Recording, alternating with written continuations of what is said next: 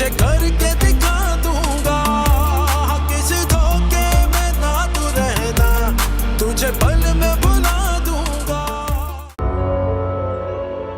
अब इस कंडीशन में ये सब तो चलता ही रहता है, लेकिन जरा सी भी भूल चूक हो ना, माँ और बच्चे दोनों के लिए अच्छी नहीं होती। अब जहां भी जाना हो मुझे बताना, मैं तुम्हारे साथ चलूंगी। जी। बल्कि मैं घर में भी फीना से कहूंगी कि हर वक्त तुम्हारे साथ रहे। नहीं, इसकी जरूरत नहीं है। अरे किस चीज की जरूरत है और किसकी नहीं, मुझे ज्यादा पता है। तजुर्बा भी कोई चीज होती है। चलो तुम मुर्तसिम से बात कर लेना फोन पर, बहुत पूछ रहा था तुम्हारा। मैं फीना को भेजती हूँ।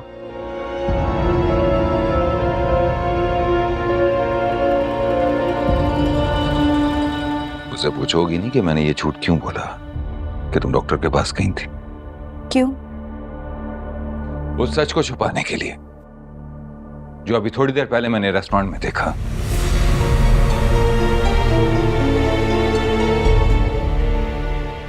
रोहेल वही लड़का है ना जो तुम्हारे साथ पढ़ता है? जी। तुमने उसे बुलाया था? नहीं, वो खुद आया था ढूंढता हुआ मुझे। तुम उससे मिलने चली गई? मैं क्यों नहीं मिल सकती? मेरा कॉलेज फ्रेंड है, क्या बुराई है इसमें? कोई बुराई नहीं होगी। अगर वो दोस्त था तो फिर उसे घर में बुलाती, हम सभी उससे मिलते। ये वही लड़का है ना जो तुमसे मोहब्बत का दावा करता है। क्या अब उसे ये जेब देता है कि तुमसे ऐसी बातें करे? अब तुम शादीशुदा हो, किसी की इज्जत हो, अमानत हो, और तुम उसके साथ। क्या ये गलत नहीं? क्या तुम उसे गलत समझती नहीं? मुझे पूरा यकीन है मेरी बेटी खुदसर हो सकती है, लड़ाकू हो सकती है, जिद्दी हो सकती है, लेकिन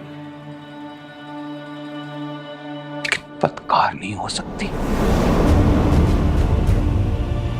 मेरी औलाद, मेरी बेटी बदकार नहीं हो सकती। पूरा यकीन है मुझे। मैं बदकार नहीं हूं। रोहेल ने जो बातें मुझसे की, जो कुछ कहा, मैं उसे इनकार करके आई हूं, उसे ठुकरा के आई। और जो आपने मेरे साथ किया है, कहीं सर ऊंचा नहीं कर सकती मैं कि लोग हंसेंगे। वो भी हंस रहा था। जबरदस्ती की शादी के बंधन में मुझे यहाँ कैद कर दिया। मैं जिद्दी हो सकती हूँ, झगड़ालू, खुदसर, लेकिन तसल्ली रखें, बदकार नहीं हो सकती।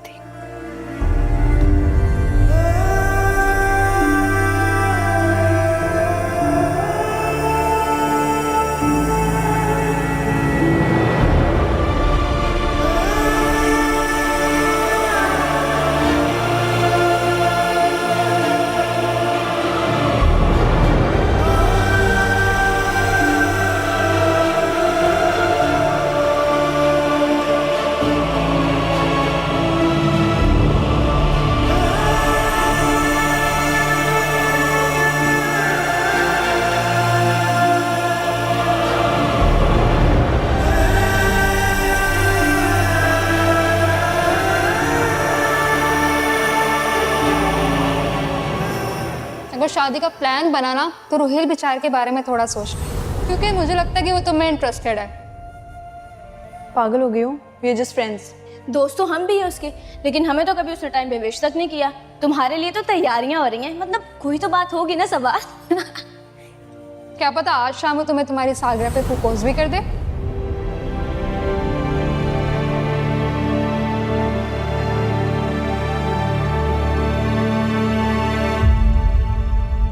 तुम औरतें क्यों इस तरह झुरमट लगा के बैठी हो? अपना काम क्यों नहीं कर रही? हवेली में सन्नाटा छाया हुआ है, सोग मना रहे हैं सब, पता नहीं किस बात का। खाने को दौड़ी है हवेली, जाओ अपना काम करो दोनों।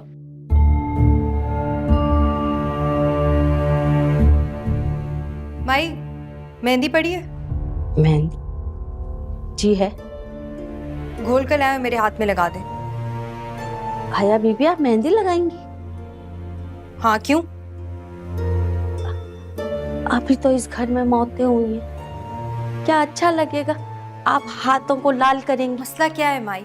मैं मेहंदी लगाऊं, जो मर्जी करूं, आप मुझे ना समझाएं अच्छा बुरा। प्लीज जाकर मेहंदी लेकर आए।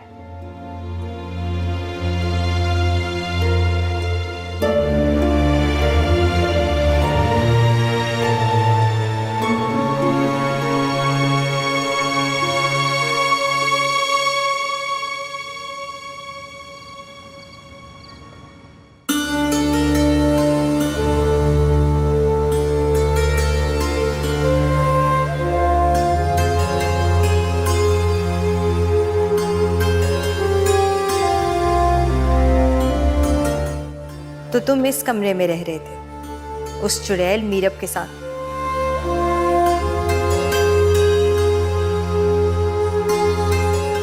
कोई बात नहीं, अब इस कमरे पर और तुम पर मेरा हक होगा।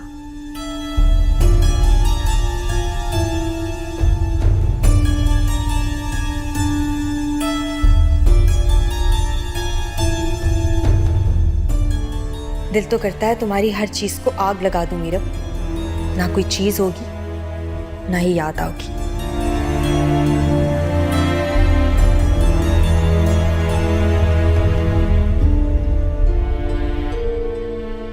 मीरा,